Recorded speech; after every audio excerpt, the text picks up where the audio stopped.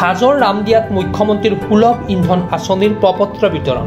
হাজৰ ৭৫ নং শ্বহীদ খগেন ভৰালী গাঁও পঞ্চায়তৰ অন্তৰ্গত ৬২ নং বুথত আজি মুখ্যমন্ত্ৰীৰ সুলভ ইন্ধন আঁচনিৰ প্ৰপত্ৰ বিতৰণৰ শুভাৰম্ভণি কৰা হয়। অতি জনপ্ৰিয় আৰু দক্ষ মুখ্যমন্ত্ৰী ডক্টৰ হিমন্ত বিশ্ব শৰ্মাৰ নেতৃত্বাধীন চৰকাৰৰ অৰুণোদয় 3.0 এই আঁচনি যি প্ৰপত্ৰ ৰন্ধন গেছৰ ৰাজসাহাৰ্যৰ প্ৰপত্ৰ অৰুণোদয় হিতাধিকাৰী বাছনি অন্তৰ্ভুক্ত হোৱা হিতাধিকাৰীক মুখ্যমন্ত্ৰীৰ শুভেচ্ছা পত্ৰ আৰু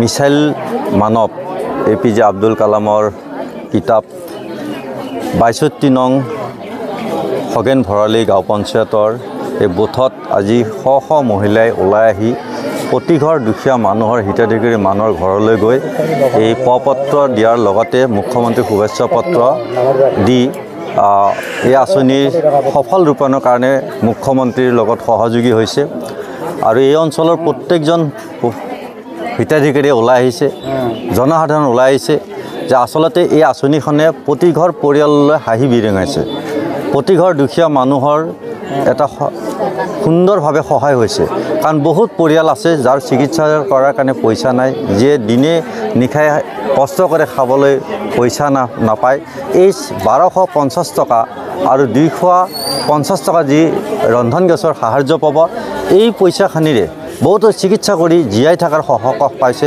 বহুতো পৰিয়ালৰ আজি ল'ৰা ছোৱালী পঢ়াৰ কাৰণে কিছু সকাহ হৈছে গতিকে এটা হাঁহি বিৰিঙাইছে সেইকাৰণে আজি সকলো ৰাইজ এনেধৰণে ওলাই আহিছে আমিও আজি এই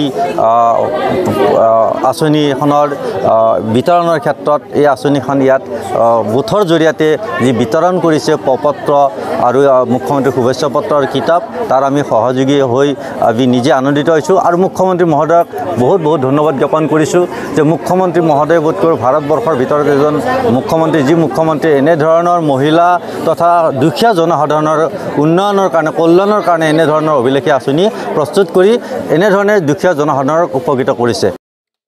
এই অনুষ্ঠানত উপস্থিত থাকে ভাৰতীয় জনতা পাৰ্টিৰ অসম অনুসূচিত জাতি মৰ্চাৰ উপসভাপতি প্ৰকাশ চন্দ্ৰ দাস, বিজেপিৰ উত্তৰ কামৰূপ জিলাৰ উপসভাপতি বিপুল দাস লগতে কেইবাগৰাকীও দলীয় কৰ্মী এই প্ৰপত্ৰ বিতৰণ কাৰ্যসূচীত উপস্থিত থাকে।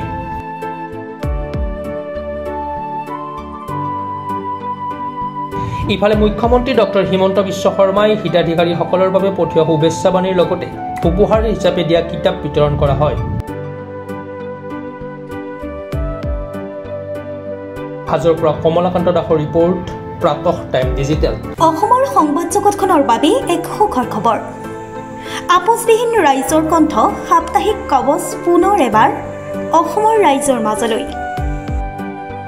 স্বত্বাধিকাৰী প্ৰণীতা কলিতাৰ দ্বাৰা প্ৰকাশিত আৰু আপোচবিহীন একাংশ নপুৰণি অভিজ্ঞতাপুষ্ট সাংবাদিকৰ দ্বাৰা প্ৰচাৰিত তথা eco printing press Guwahati Katabari গড়চুকত মুদ্ৰিত সাপ্তাহিক কবচ এতিয়া অসমৰ বিভিন্ন প্ৰান্তত উপলব্ধ।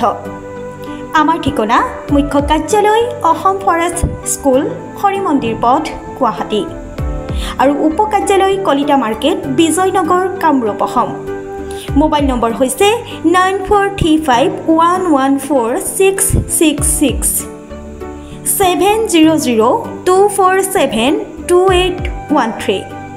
আমাৰ ইমেইল ID হৈছে kobos2025@gmail.com।